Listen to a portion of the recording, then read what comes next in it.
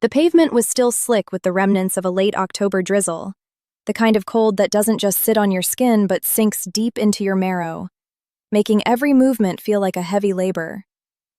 I stood on the bottom step of that elite private club, my fingers wrapped so tightly around my daughter Maddie's small hand that I could feel the rhythmic pulse of her blood.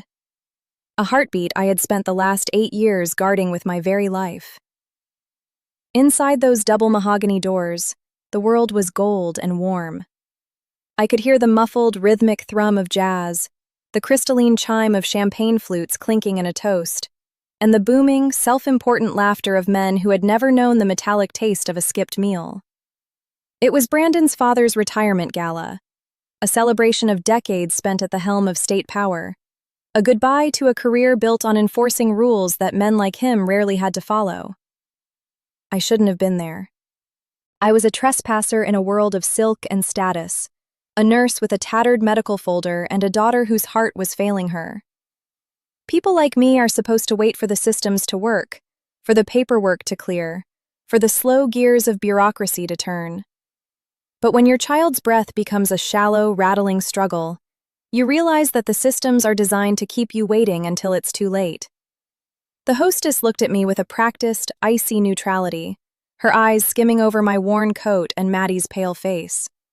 She didn't see a mother fighting for her child's survival.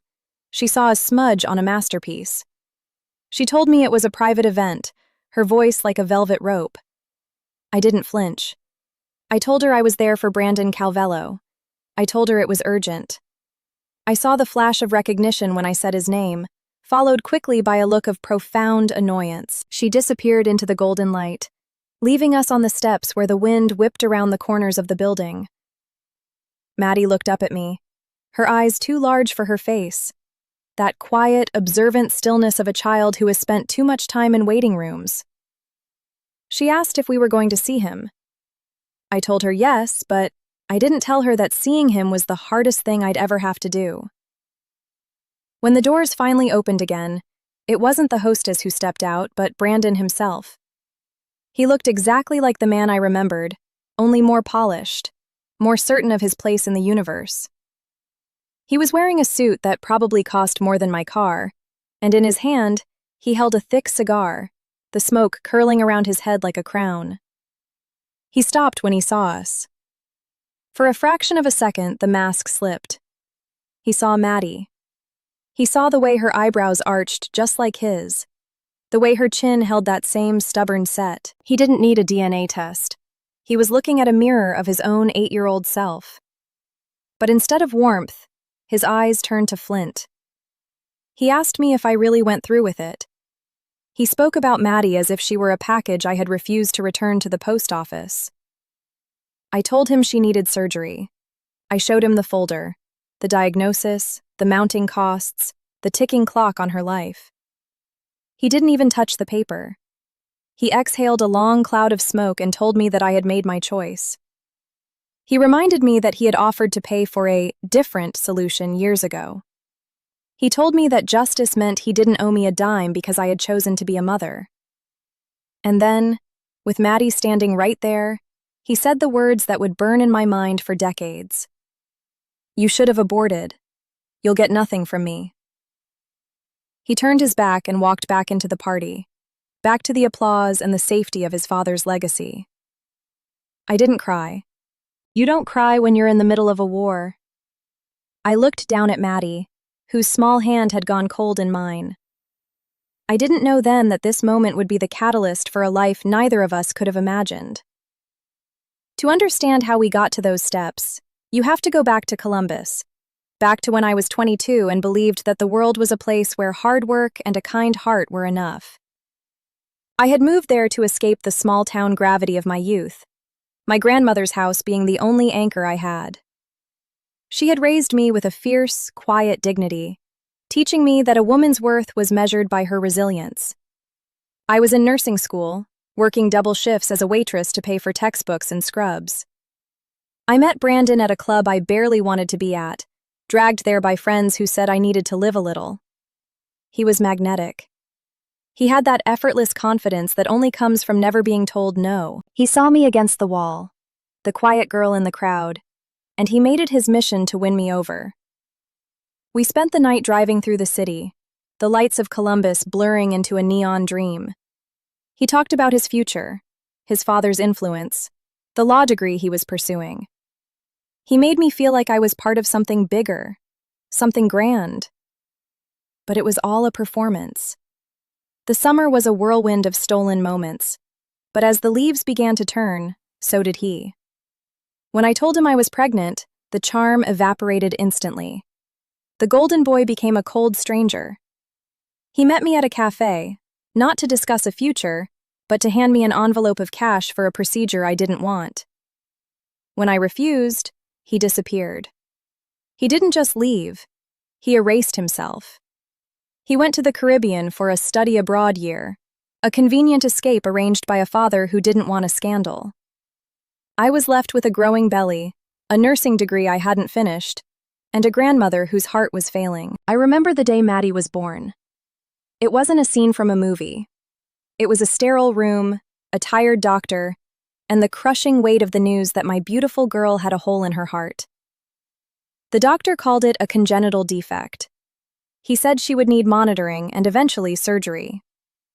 I moved back in with my grandmother, and for 8 years, we lived in a state of constant vigilance.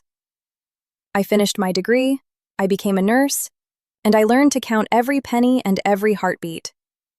We had a good life, in our own way.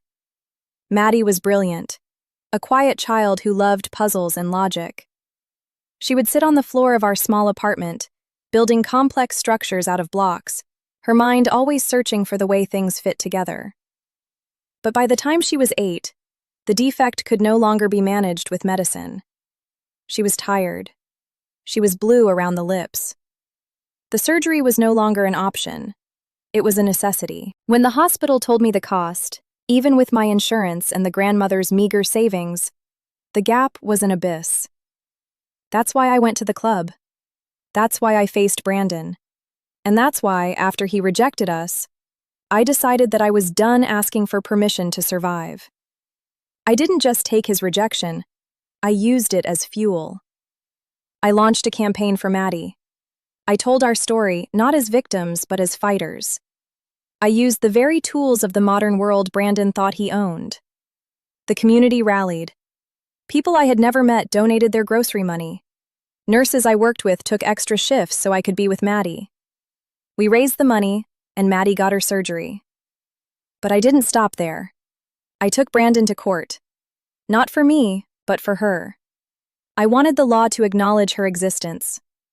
It was a long, grueling battle against his father's lawyers. But in the end, the DNA was undeniable. He was forced to pay child support, but more importantly, he was forced to see her name on a legal document for the rest of his life. Maddie didn't just recover, she soared. The heart that had been her greatest weakness became her greatest strength. She excelled in school, her logical mind turning toward technology. She saw the world as a series of problems to be solved, perhaps because her own first problem, her survival, had been so complex. By her 20s, she had founded a tech startup that revolutionized medical data sharing. She became a woman of immense wealth and even greater influence. She bought my grandmother the house she always deserved and ensured that I never had to work a night shift again. And Brandon? The universe has a way of balancing the scales. While Maddie was building an empire, Brandon was dismantling his own. He never learned the value of work or the weight of responsibility. When his father passed away, the protection that had shielded him from his own poor choices vanished. He made bad investments. He developed a taste for the very lifestyle he couldn't sustain. And eventually, a reckless night behind the wheel cost him his mobility and his remaining fortune. Decades after those steps at the club, a journalist writing a profile on Maddie's success tracked him down. He was living in a cramped, government-subsidized apartment, a bitter man surrounded by the ghosts of his own arrogance. When the journalist told him about Maddie's latest philanthropic endeavor, a multi-million-dollar wing at the very hospital where she had her surgery, Brandon reportedly broke down. Not out of love, but out of the realization that the child he dismissed as a mistake was the only legacy he truly had. and she was a legacy he would never be allowed to touch. Maddie never sought revenge. She didn't have to. Her life was the ultimate answer to his cruelty. We often talk about justice as something that happens in a courtroom, but real justice is the resilience of a mother and the triumph of a daughter who was told she shouldn't exist. Today, Maddie is healthy. She is happy, and she is whole. And as for me, I still remember the cold rain on those steps, but I don't feel the chill anymore. I only feel the warmth of the life we built together, a life that no amount of money could buy and no amount of cruelty could break.